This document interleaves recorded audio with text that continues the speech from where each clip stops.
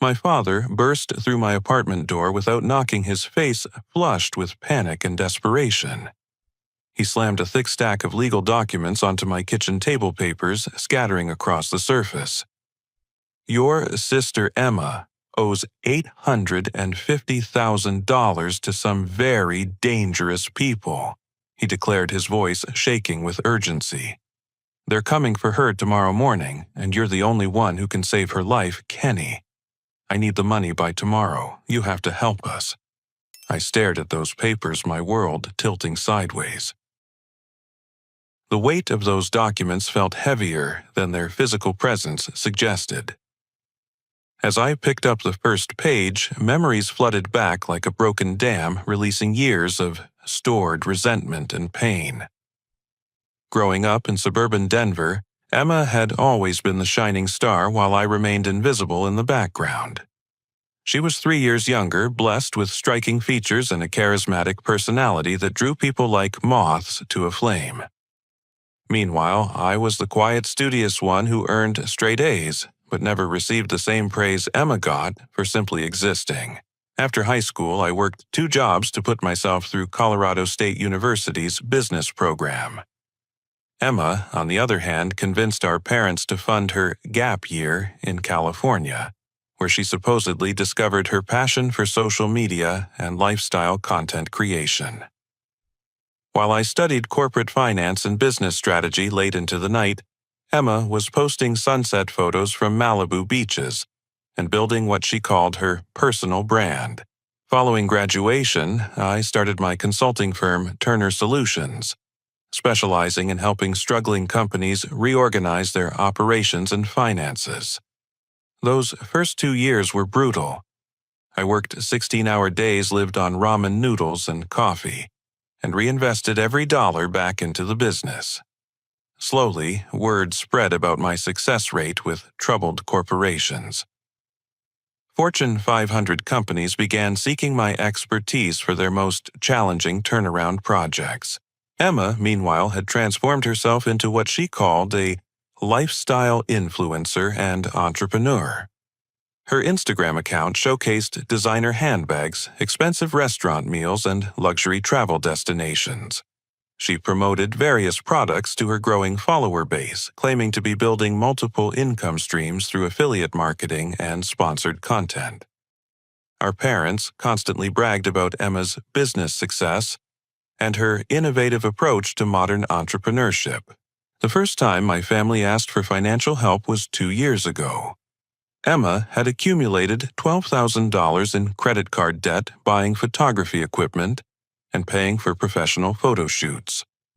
She tearfully explained how investing in her content creation was essential for her career growth, but cash flow was temporarily tight. I wrote the check without hesitation, believing her promises about paying me back once her next sponsorship deals came through. 6 months later, Emma needed rent money for her downtown apartment. Then it was car payments for her leased BMW. Each request came with elaborate explanations about delayed payments from brands, temporary setbacks in her business ventures, or unexpected expenses that had disrupted her carefully planned budget. I covered every debt, every emergency, every crisis, because that's what family does for each other. Last year, my father approached me with medical bills totaling $15,000. He claimed Mom needed specialized treatment for a heart condition and their insurance wouldn't cover the experimental procedures. I immediately transferred the money, only to discover months later that Mom was perfectly healthy. My father had used the money to cover gambling debts from his weekend trips to the casino in Black Hawk.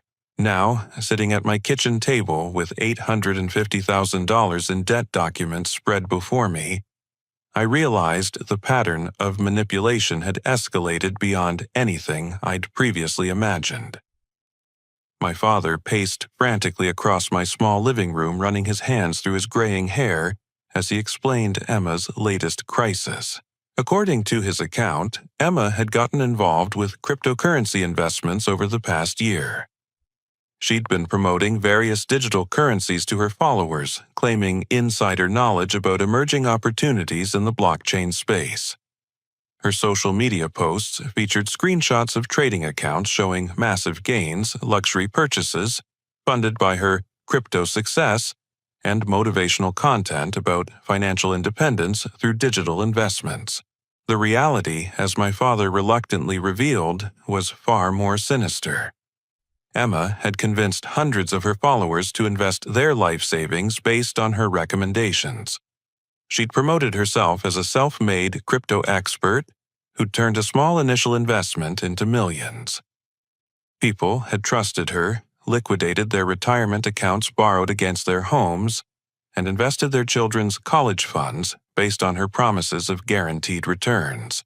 When the schemes inevitably collapsed, Emma's followers lost everything. But rather than disappearing quietly, several investors had discovered Emma's real identity and location. They weren't just angry about losing money, my father explained with growing agitation. Some of these people had lost their entire life savings, their homes, their futures. They blamed Emma for deliberately misleading them, and they wanted justice. "She's been getting death threats, Kenny," my father said, his voice dropping to a whisper. "These people know where she lives, where she works, where she shops. They're organized and they're serious. Emma's been hiding at different hotels every night, but they keep finding her. She can't live like this anymore." I studied the legal documents, more carefully recognizing the letterhead of a prominent Denver law firm.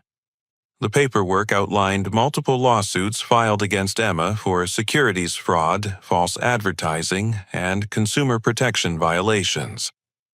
The total amount of damages claimed exceeded $850,000, with additional punitive damages and legal fees being sought.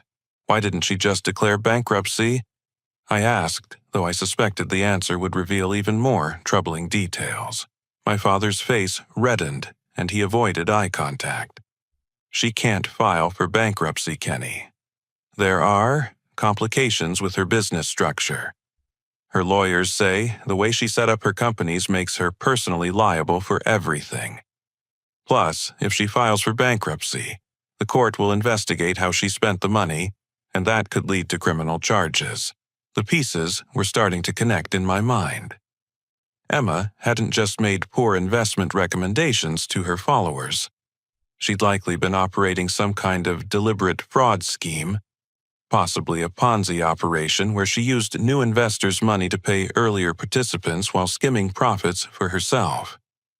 The luxury lifestyle she'd been showcasing wasn't funded by legitimate business success but by stealing from people who trusted her.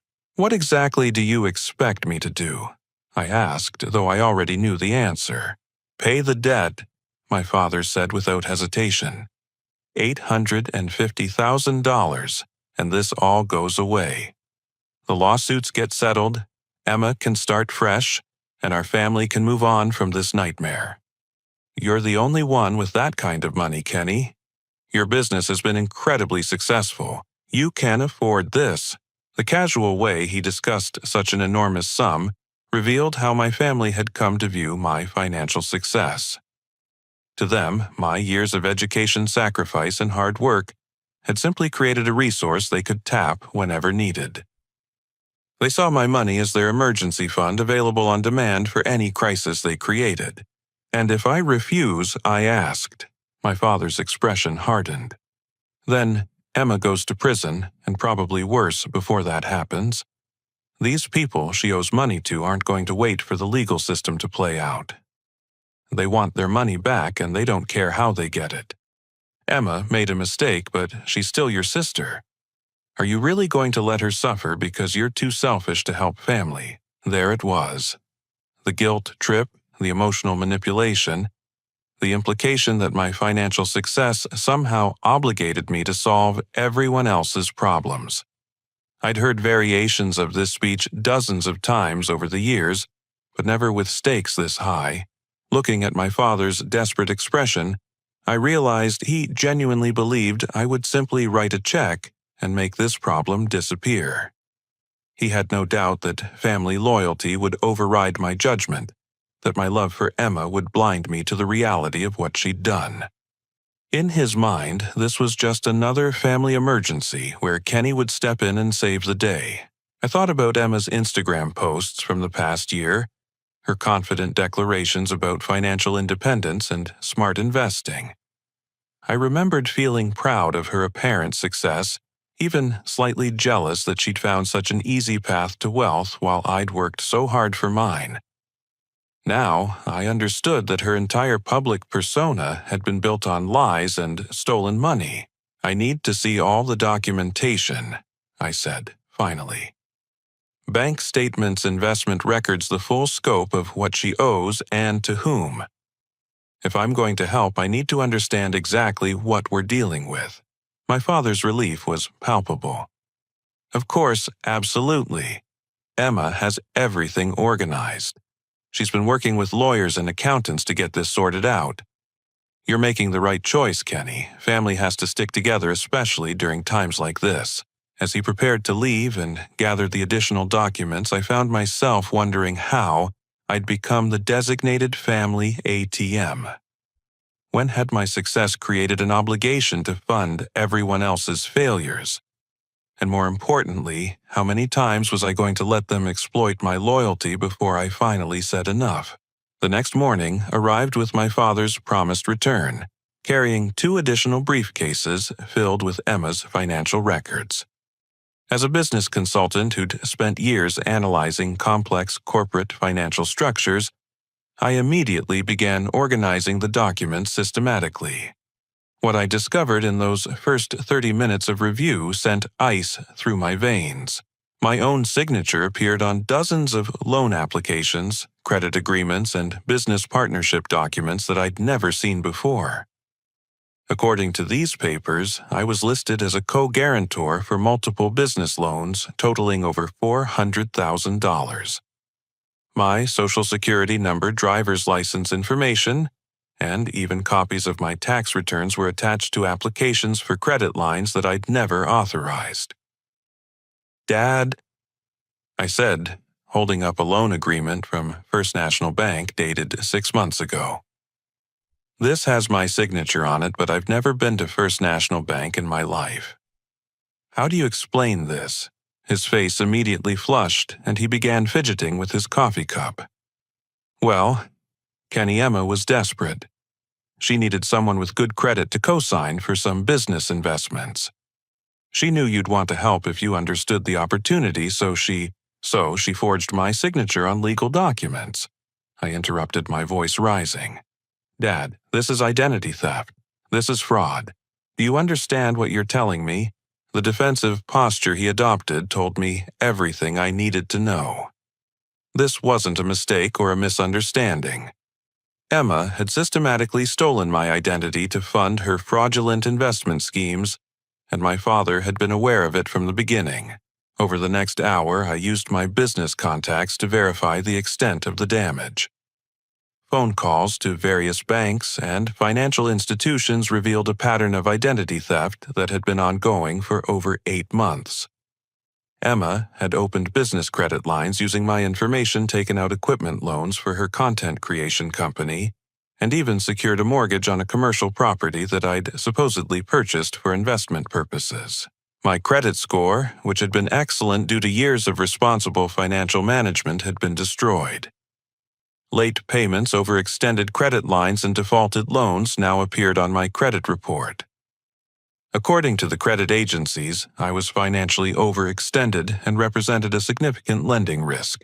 But the most devastating discovery came when I traced the paper trail of how Emma had obtained my personal information. Text messages on my father's unlocked phone revealed months of planning and coordination. Emma had asked him to photograph documents from my desk during family dinners at my house.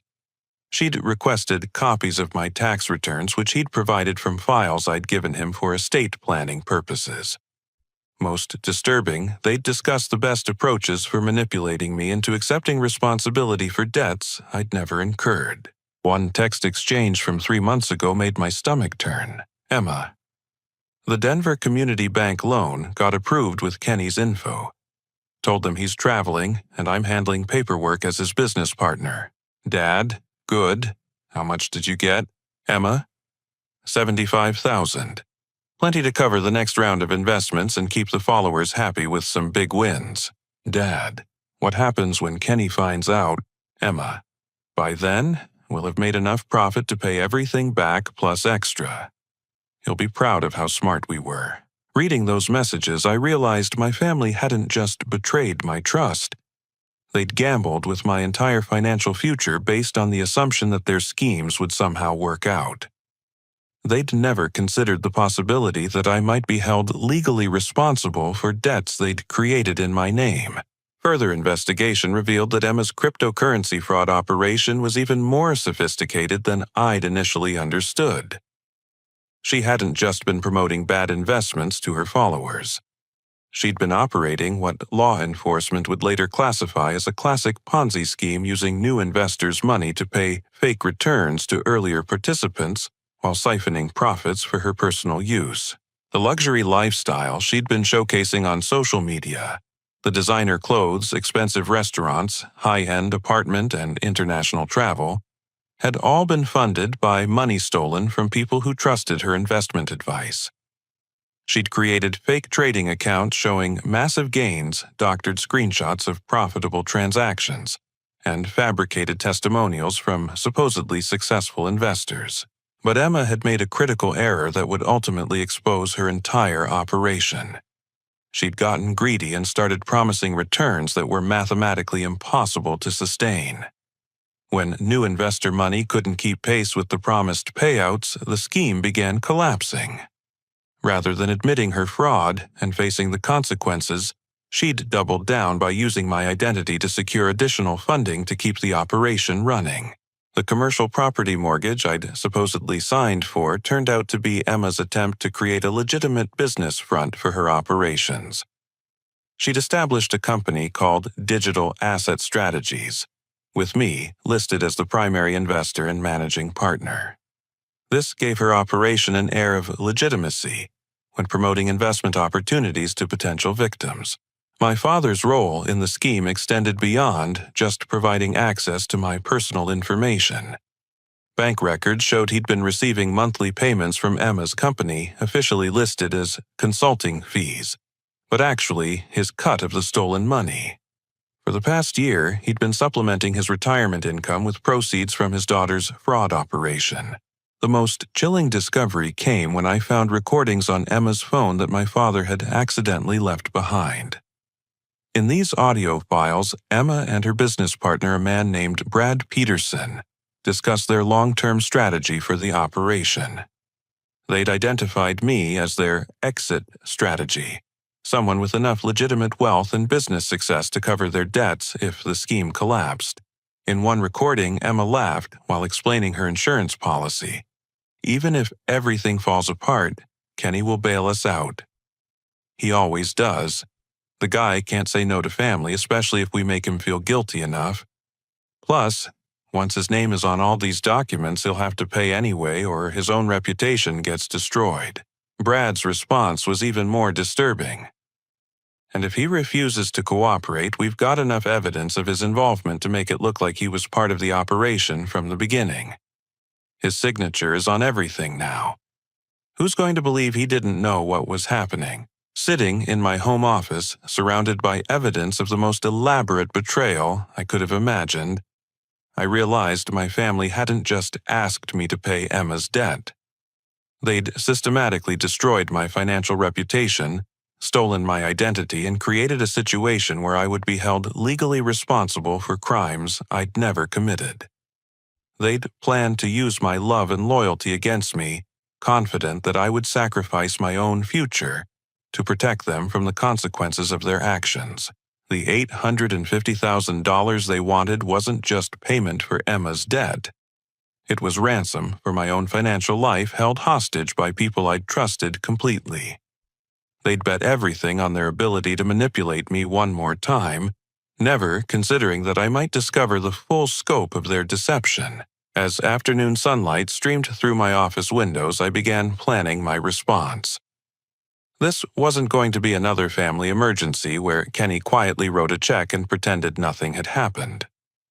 Emma and my father had crossed lines that couldn't be uncrossed, violated trust that couldn't be restored, and committed crimes that couldn't be ignored. For the first time in years, I wasn't going to be the family's solution to a crisis they'd created. I was going to become their biggest problem.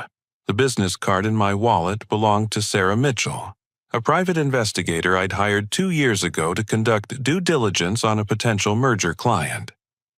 Her expertise in financial fraud investigation had been instrumental in uncovering accounting irregularities that saved my firm millions of dollars. Now, I needed those same skills turned toward my own family's criminal activities. Sarah's office occupied the top floor of a downtown Denver high-rise with floor-to-ceiling windows overlooking the Rocky Mountains. Her reputation for discretion and thoroughness had made her the preferred investigator for several major corporations dealing with internal fraud cases. When I called her that afternoon, she agreed to an emergency meeting despite her packed schedule. "Kenny, I have to ask," she said after reviewing the documents I'd brought. "Are you prepared for what we might find? Family investigations often uncover information that's more devastating than financial fraud. Sometimes ignorance really is bliss. I need to know everything," I replied. "If I'm going to protect myself legally and financially, I can't have any surprises." What Sarah uncovered over the next 72 hours shattered any remaining illusions I had about my family's character. Using her network of contacts in banking, law enforcement, and digital forensics, she reconstructed the full timeline and scope of Emma's criminal enterprise. The cryptocurrency fraud operation had been running for 14 months, not the 6 months my father had claimed. Emma's first victims were her own college friends and former co-workers, people who knew her personally and trusted her recommendations because of their relationship. She'd convinced her former roommate Jessica to invest her grandmother's inheritance, promising guaranteed returns that would fund Jessica's medical school tuition. When Jessica lost everything, Emma had consoled her by claiming that market volatility was temporary and that bigger profits were coming soon. She'd convinced Jessica to take out student loans for additional investments, promising that the returns would cover both the original losses and the new loan payments. Jessica was now facing bankruptcy at age 24, her medical school dreams destroyed by debt she couldn't possibly repay. The pattern repeated with dozens of other victims. Emma's high school friend Monica had invested her parents' entire retirement savings based on Emma's promises. A former co-worker named Derek had mortgaged his house to participate in what Emma called exclusive investment opportunities available only to her inner circle. Each victim received the same treatment: initial small returns to build confidence, followed by requests for larger investments, ending with total losses and elaborate explanations about temporary market conditions. But Sarah's investigation revealed something even more sinister than a standard Ponzi scheme. Emma hadn't been losing her victims' money through bad investments. She'd been deliberately moving their funds to offshore accounts in the Cayman Islands and Switzerland, building a personal fortune while her victims faced financial ruin. Bank records obtained through Sarah's law enforcement contacts showed a complex network of shell companies and international transfers designed to hide stolen assets. Emma had established accounts under false names in 3 different countries, accumulating over $2 million in stolen funds while maintaining the pretense of being a failed entrepreneur who'd lost money alongside her investors. The most devastating discovery involved my father's deeper participation in the scheme. He hadn't just provided access to my personal information and received monthly payments. He'd been actively recruiting victims through his social networks, targeting his friends' adult children, and presenting Emma's investment opportunities as family-approved business ventures. Sarah found audio recordings of my father calling his golf buddies, church members, and former co-workers, explaining how his brilliant daughter had discovered incredible investment opportunities in the cryptocurrency space. He'd used his relationships and reputation to provide Emma with credibility when approaching potential victims who might otherwise have been skeptical of investment advice from a young social media influencer. "Your sister and father have defrauded at least 300 people," Sarah explained during our follow-up meeting. "The total amount stolen exceeds $4 million, not the $850,000 they're claiming. They're only acknowledging the debts they can't hide, hoping you'll pay those while they keep the rest of their stolen assets protected. The offshore accounts were just part of their asset protection strategy." Emma had been purchasing luxury goods, fine art, and jewelry that could be easily liquidated or hidden if law enforcement began investigating. She'd bought a vacation home in Costa Rica under a false identity and established business relationships with money laundering operations that specialized in helping cryptocurrency fraudsters hide stolen funds. But the most shocking revelation involved their exit strategy for dealing with my potential resistance to their demands. Sarah had obtained text messages between Emma and an associate named Marcus Chen, who specialized in identity manipulation and documentation fraud. They'd been discussing how to frame me as the mastermind behind the investment scheme if I refused to pay their debts. The plan was sophisticated and terrifying in its scope.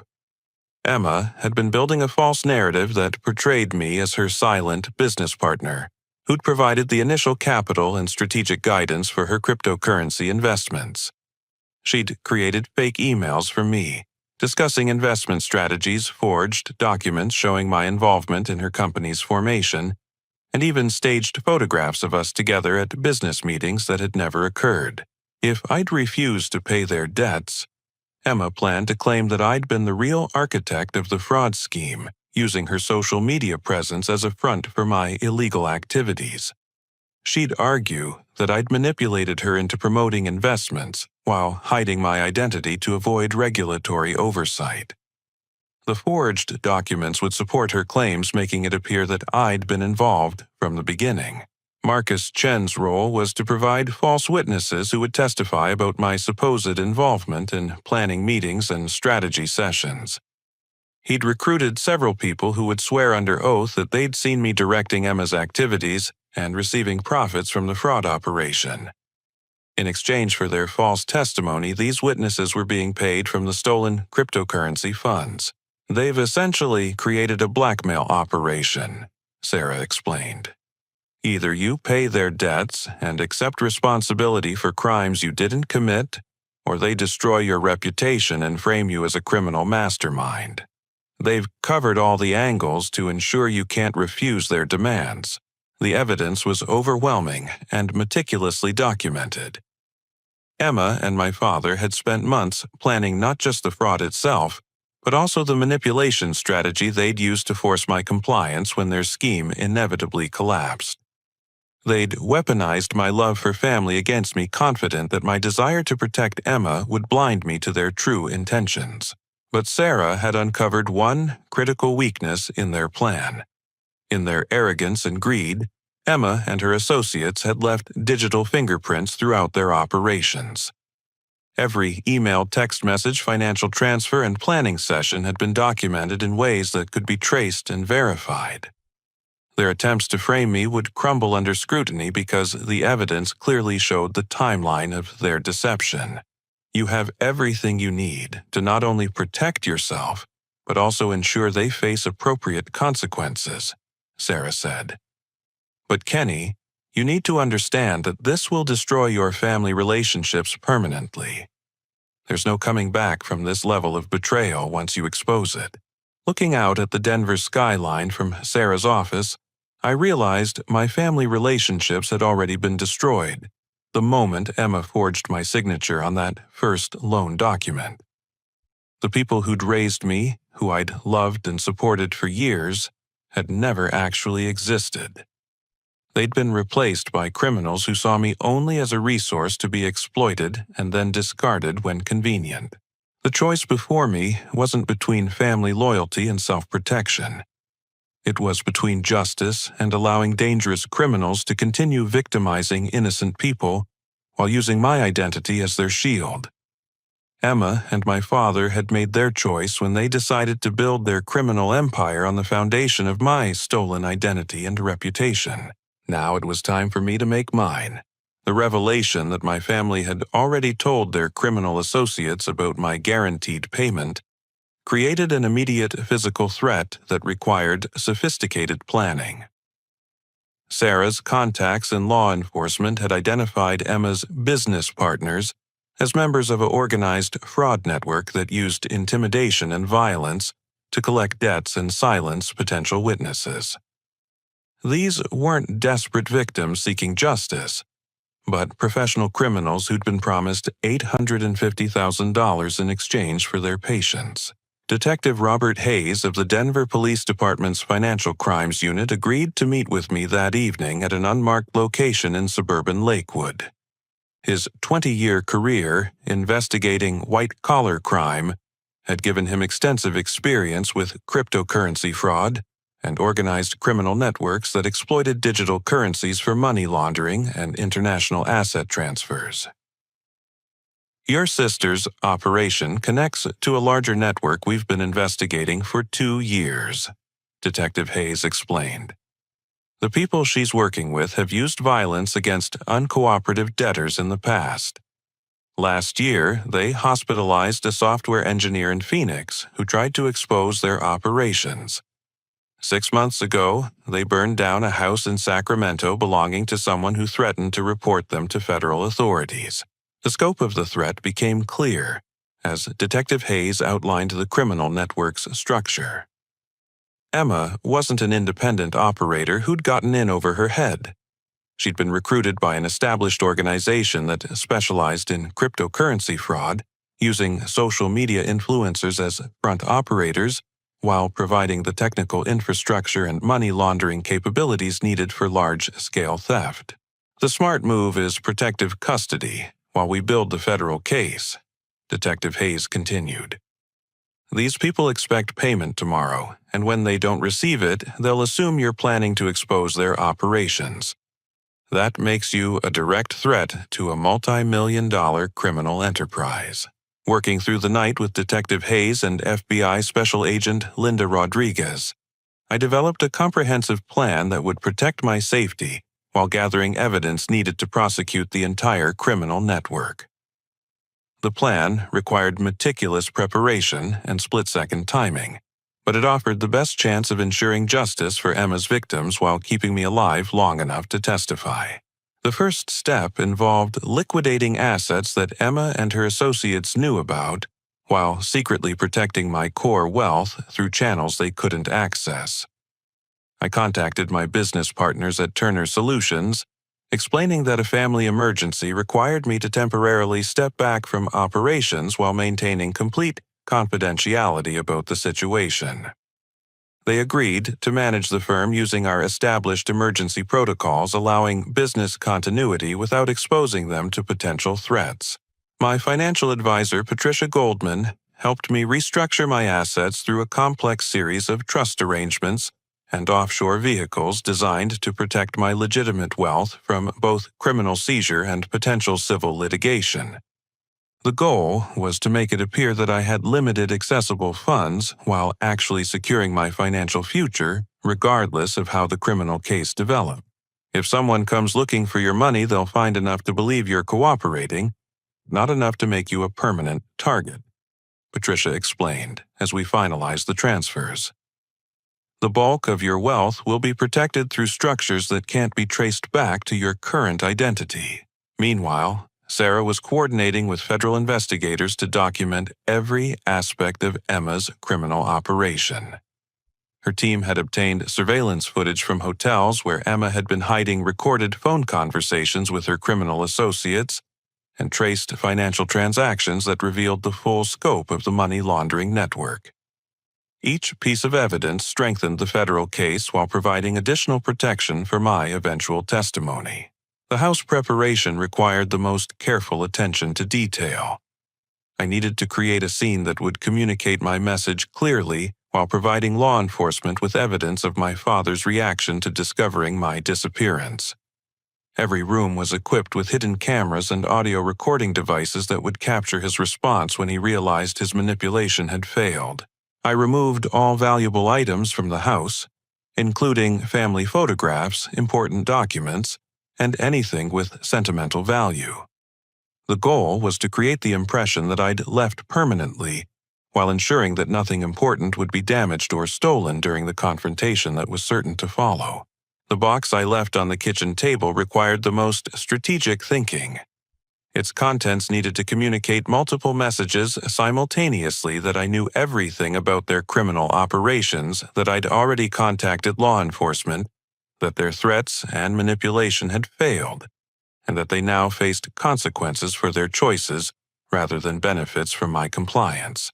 Inside the box, I placed printed screenshots of every incriminating text message between Emma and my father, copies of FBI paperwork showing my formal complaint about the identity theft and fraud newspaper articles about similar cryptocurrency fraud prosecutions with sentences highlighted, and a detailed letter explaining my knowledge of their criminal activities and my decision to seek justice rather than enable their crimes. The centerpiece was a USB drive labeled "For Emma's Followers" that contained video evidence of Emma's confession about the fraud scheme, audio recordings of her discussions about framing me for her crimes, and financial documentation showing how she'd stolen from her victims while building personal wealth through offshore accounts. The drive was programmed to automatically upload this evidence to Emma's social media accounts when accessed, ensuring that her victims would learn the truth about her deception. My disappearance letter explained the situation in terms my father would understand. "You raised me to believe that family means protecting each other and standing together during difficult times. Emma chose to steal my identity, destroy my credit, and put my life in danger to fund her criminal activities. You chose to help her plan this deception and profit from her crimes. These choices have consequences that no amount of guilt, manipulation, or family loyalty can overcome. I'm not hiding from you. I'm working with federal investigators to ensure that Emma's victims receive justice and that dangerous criminals face appropriate punishment for their actions." The letter concluded with an ultimatum. You have 24 hours to contact the FBI and offer full cooperation in their investigation. If you choose to protect Emma's criminal operations instead of helping her victims, you'll face the complete legal consequences of your actions. This is your only opportunity to demonstrate that some part of the father who raised me still exists. As I prepared to leave my house for what might be the last time, I felt a profound sadness that had nothing to do with fear or anger. The building that had been my home for 5 years represented the life I'd worked so hard to create after years of education and sacrifice. Emma and my father's criminal activities had contaminated everything I'd built, forcing me to abandon my normal life to seek protection from dangers I'd never imagined. But underneath the sadness was a growing sense of purpose and determination. For years, I'd enabled my family's destructive behavior by providing financial solutions to problems they'd created through poor choices and dishonesty. My willingness to help had actually made their criminal activities possible by removing the natural consequences that might have prevented them from harming so many people. Emma's victims deserved better than my continued silence and compliance. The families who'd lost their life savings, the young people whose futures had been destroyed, the elderly victims who'd been manipulated into investing their retirement funds. They all deserved justice more than Emma deserved protection from the consequences of her choices. As I drove away from my house toward the safe location Detective Hayes had arranged, I watched my father's car pulling into my driveway through the rearview mirror. In a few minutes, he would discover that his manipulation had failed completely, and that his criminal activities would soon be exposed to law enforcement and the general public. The real confrontation was just beginning. From my position in the surveillance van parked 3 blocks away, I watched through live video feeds as my father approached my front door, carrying the briefcase he'd promised to bring for the money transfer. Detective Hayes and FBI Special Agent Rodriguez, monitored multiple camera angles while recording equipment, captured every word and action for use in the federal prosecution. My father's confidence was immediately visible in his body language. He walked with the assured stride of someone who'd successfully manipulated their target and expected to collect the promised reward. His face showed relief rather than concern, confirming that he'd never doubted his ability to guilt me into paying Emma's debts, regardless of the criminal methods they'd used to create those obligations. He really believes you're going to hand over $850,000 to protect a sister who's been stealing your identity, Agent Rodriguez observed. That level of confidence suggests this manipulation tactic has worked multiple times before. The key turned easily in my front door lock, revealing that my father had kept the spare key I'd given him for emergencies. In his mind, this probably qualified as a family emergency that justified entering my house without permission. The irony wasn't lost on me that he was committing another crime in the process of collecting payment for Emma's previous crimes. Security cameras throughout the house tracked his movement as he called out my name, expecting me to respond from another room. When silence greeted his calls, confusion replaced confidence in his facial expression. He began searching room by room, looking for me or evidence of where I might have gone to retrieve the money he expected. The living room search became increasingly frantic, as my father realized the house was essentially empty. Missing furniture, bare walls, and empty shelves suggested a permanent departure rather than a temporary absence. His phone calls to my cell number went directly to voicemail, adding to his growing anxiety about the situation he was discovering. Kitchen cameras captured the moment he noticed the box sitting alone on the table, where we'd reviewed Emma's debt documents the previous day. For several minutes, he stared at it without moving, as if sensing that its contents would fundamentally change his understanding of the situation he thought he'd controlled. When he finally opened the box, his reaction exceeded even my expectations for shock and horror. The printed screenshots of his text messages with Emma about manipulating me were on top, making his own words the first thing he saw. Reading his casual discussions about my predictability and their strategies for emotional manipulation clearly devastated him in ways I hadn't anticipated.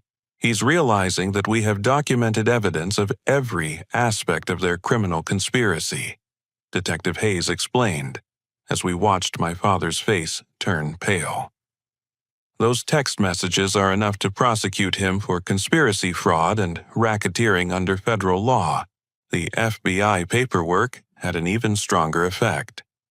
Seeing official federal law enforcement documents with case numbers and agent signatures made him understand that this wasn't a family dispute that could be resolved through guilt trips and emotional manipulation. The federal government was now investigating criminal activities that carried decades of prison time for everyone involved. But the newspaper articles about cryptocurrency fraud prosecutions appeared to terrify him most. The highlighted sentences showed prison terms of 15 to 20 years for similar crimes, asset forfeiture that left defendants financially destroyed, and lifetime bans from financial services industries.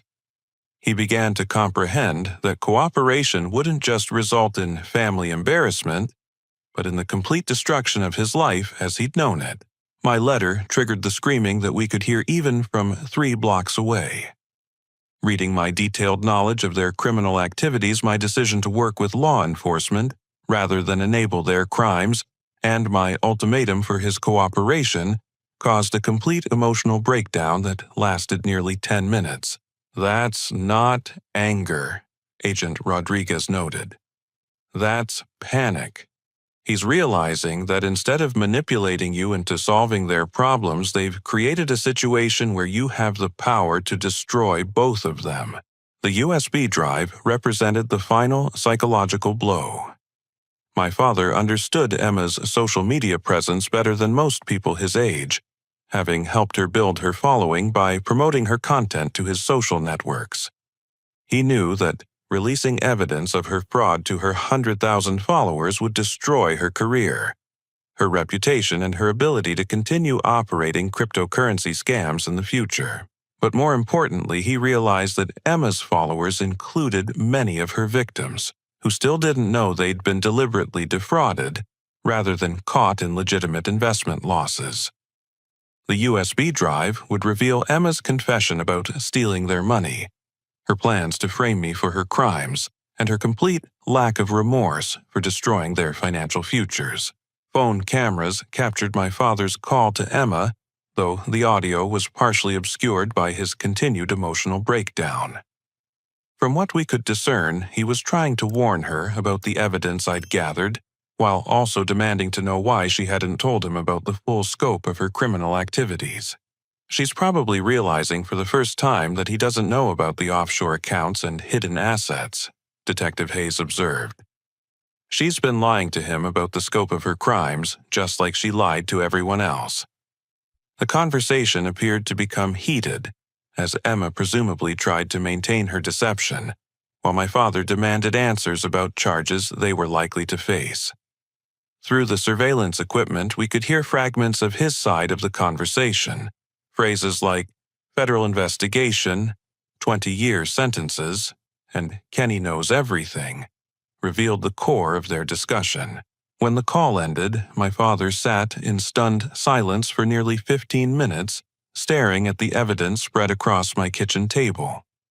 The confident manipulator who'd entered my house expecting to collect payment for his daughter's crimes had been replaced by a broken man facing the complete destruction of his family and his future. This is when reality sets in, Agent Rodriguez explained. He's probably running through every conversation, every text message, every financial transaction, trying to figure out how much evidence we have and whether there's any way to minimize his exposure. The security system tracked my father's movement as he gathered all the evidence from the box, presumably to show Emma the full scope of what I knew about their operations. His departure from my house marked the beginning of what would likely be frantic attempts to hide assets, destroy evidence, and develop strategies for avoiding prosecution. But they were already too late. Federal investigators had been building the case for 3 days while they remained unaware that their crimes had been exposed. Every phone call they made, every financial transaction they attempted, every movement they made was being monitored and documented as additional evidence for the prosecution. As my father's car disappeared down the street, I felt a complex mixture of sadness and satisfaction. Sadness for the family relationships that had been destroyed by criminal betrayal, but satisfaction that Emma's victims would finally receive the justice they deserved. My father's screaming had marked the end of their criminal operations and the beginning of accountability for years of fraud and manipulation. The real confrontation was about to begin. The surveillance van had become my temporary command center for orchestrating the final phase of an operation that would expose years of criminal activity while protecting hundreds of victims from further harm. FBI agents, Denver police detectives, and federal prosecutors worked together to coordinate simultaneous actions across multiple jurisdictions as Emma's criminal network began to unravel. At exactly 6 o'clock that evening, the USB drive I'd left for my father activated its automated upload sequence. Emma's social media accounts, which had built her reputation as a successful cryptocurrency expert, began posting the evidence of her fraud that would destroy that carefully constructed image forever. Her 100,000 followers watched in real time as videos, audio recordings, and financial documents revealed the truth about her criminal activities. The social media response is unprecedented, FBI Agent Rodriguez reported, as she monitored the online activity. Her followers are sharing the evidence faster than we can track. The hashtag EmmaFraud is trending nationally. This couldn't have been more effective if we'd planned it ourselves. The victims' families, many of whom had been following Emma's social media for months, hoping to understand what happened to their money, finally received the answers they'd been seeking. The uploaded evidence showed Emma laughing about their losses, discussing strategies for manipulating additional investments, and planning to disappear with their money once the scheme collapsed. But the social media exposure was just the beginning of my coordinated response to years of family manipulation and criminal exploitation. While Emma and my father scrambled to address their social media crisis, federal investigators executed search warrants at locations across 3 states, seizing computers, financial records, and physical evidence that would support prosecutions for the entire criminal network. The offshore bank accounts Emma thought she'd hidden were simultaneously frozen by international law enforcement cooperation that FBI financial crimes specialists had been developing for months.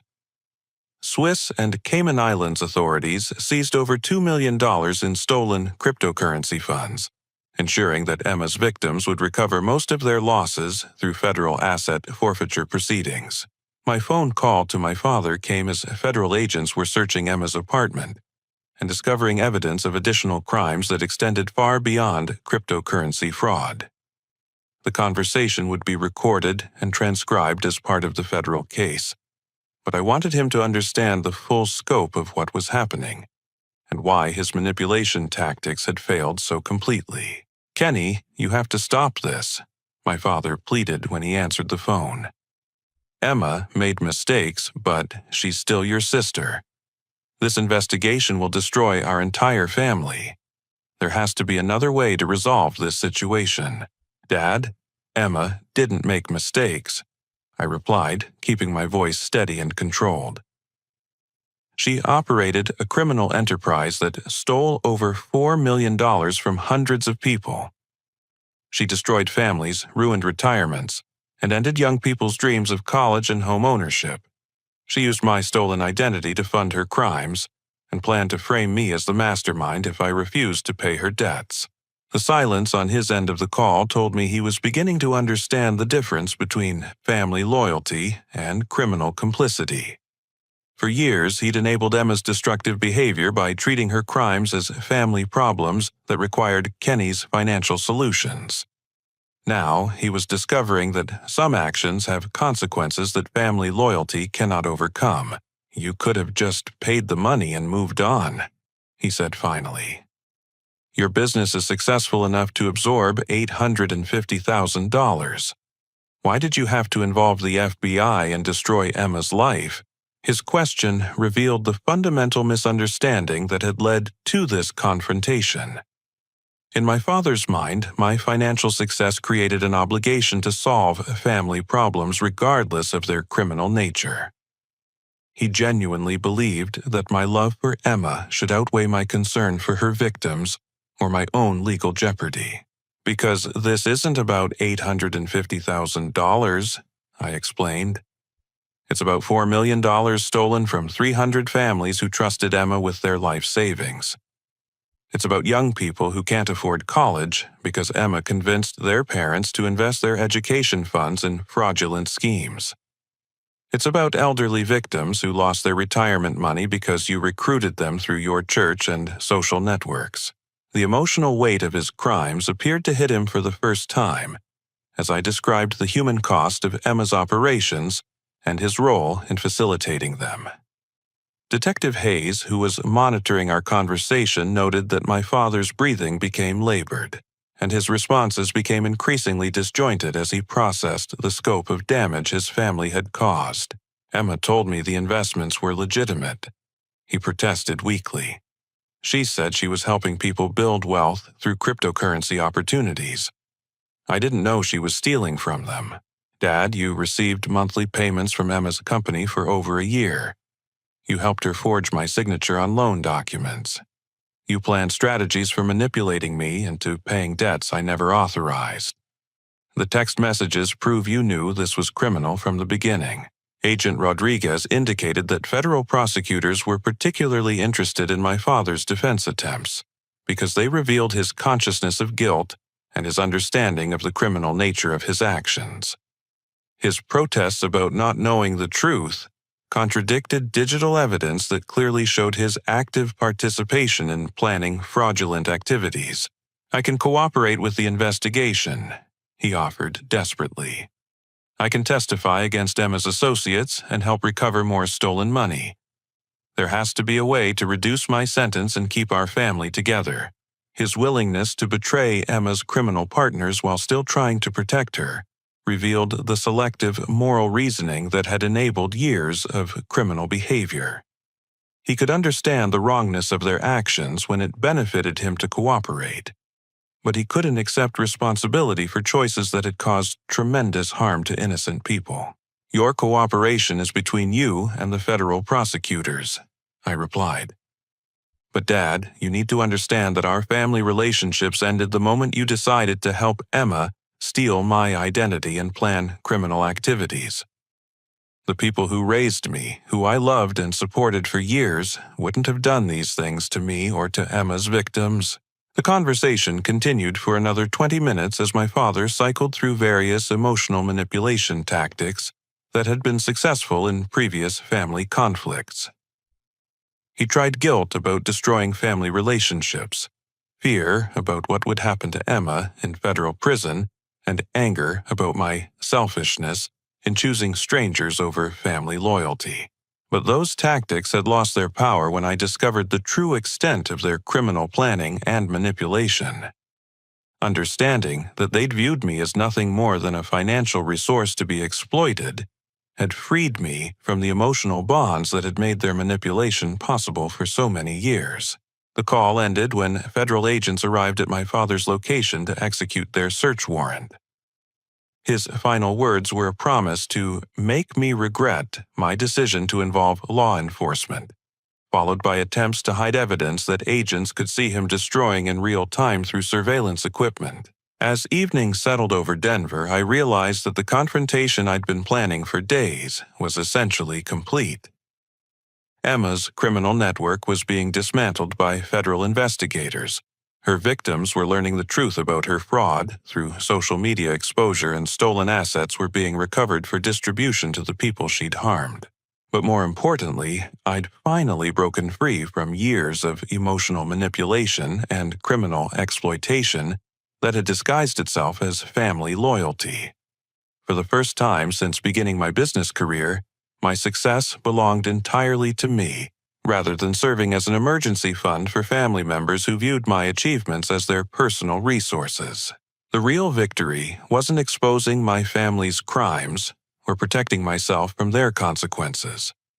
It was discovering that standing up for what's right, even when it requires tremendous personal sacrifice, leads to genuine peace and self-respect that no amount of family approval could provide. 18 months after my father's desperate phone call, I stood in the Denver federal courthouse, watching Emma receive her sentence of 12 years in federal prison for operating a cryptocurrency fraud scheme that had defrauded over 400 families of their life savings. The judge's words about the callous disregard for victims' welfare and sophisticated planning to maximize criminal profits validated everything I'd endured to ensure this moment of justice. My father had received 6 years in federal prison after pleading guilty to conspiracy identity theft and money laundering charges. His cooperation with federal investigators had helped prosecute other members of Emma's criminal network, but it couldn't undo the damage he'd helped cause to hundreds of innocent people who trusted his recommendations about Emma's investment opportunities. The broader criminal network that had facilitated Emma's operations faced even harsher consequences. Marcus Chen, the identity manipulation specialist, received 22 years for his role in multiple fraud schemes. Brad Peterson, Emma's primary business partner, was sentenced to 18 years and ordered to forfeit over $3 million in stolen assets. The entire organization that had seemed so powerful and dangerous just months earlier had been completely dismantled by federal law enforcement. But the most satisfying outcome involved the recovery of stolen funds for Emma's victims. Federal asset forfeiture proceedings had recovered nearly 90% of the money she'd stolen, including funds hidden in offshore accounts that she'd believed were beyond law enforcement's reach. Families who'd lost their retirement savings were receiving substantial restitution payments that would help rebuild their financial security. Jessica, Emma's former roommate, whose medical school dreams had been destroyed by fraudulent investment losses, sent me a letter describing how the restitution payment had allowed her to return to school and complete her medical degree. Derek, the former co-worker who'd mortgaged his house based on Emma's promises, was able to save his home and even start a small business with his recovered funds. The personal transformation that resulted from confronting my family's criminal activities proved even more meaningful than the legal victories. Turner Solutions. My consulting firm had not only survived the crisis, but had grown substantially as corporate clients sought our expertise specifically because of the integrity I demonstrated during the investigation. Several Fortune 500 companies had hired us exclusively because they wanted to work with someone who'd chosen justice over personal convenience. The foundation I'd established to help fraud victims had assisted over 200 families in recovering stolen assets and rebuilding their financial lives. Working with law enforcement agencies and victim advocacy groups, we'd developed resources and support systems that helped people navigate the complex process of financial recovery, while dealing with the emotional trauma of being deliberately betrayed by trusted individuals.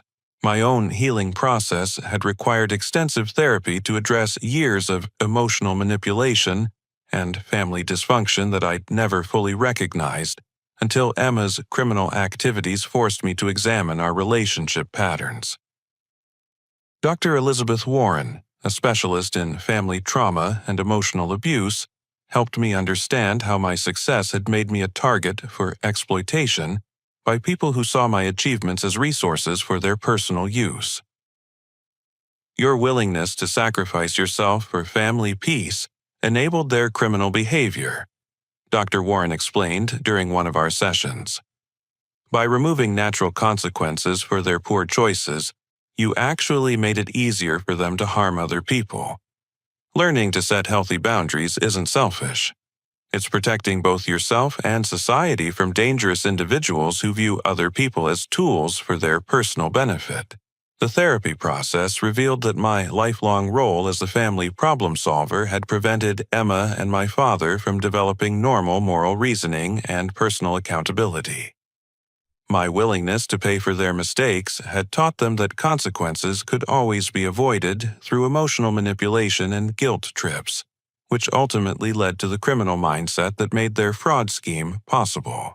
Building healthy relationships with people who valued my character rather than my financial resources required learning entirely new social skills and emotional boundaries. My girlfriend Rachel, whom I'd met through volunteer work at the Fraud Victims Foundation, appreciated my integrity and dedication to helping others recover from financial crimes. Our relationship was built on mutual respect and shared values rather than financial dependence or emotional manipulation. The chosen family I developed through close friendships and professional relationships provided the genuine love and support that I'd always hoped to find in my biological family. Business partners, fellow fraud recovery advocates, and friends who'd supported me during the investigation offered relationships based on genuine caring rather than calculated exploitation. Emma's letters from federal prison revealed that she remained fundamentally unchanged by her criminal prosecution and incarceration. Her correspondence blamed me for ruining her life by refusing to enable her crimes and expressed no remorse for the families she'd destroyed through her fraudulent activities. She continued to view herself as the victim of circumstances beyond her control, rather than the architect of a criminal enterprise that had caused tremendous harm.